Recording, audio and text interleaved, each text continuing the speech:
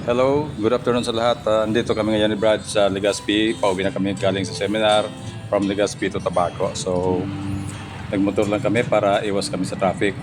Kaso talagang minsan may mga riders akong na-observe na talagang hindi masyadong sumusunod sa mga traffic rules. Kaya malimit nagkakaroon ng mga aksidente. Pero tingnan mo naman to si Brad. Ang takbo namin yung tinatawag bang takbong pogi lang para iwas kami sa disgrasya.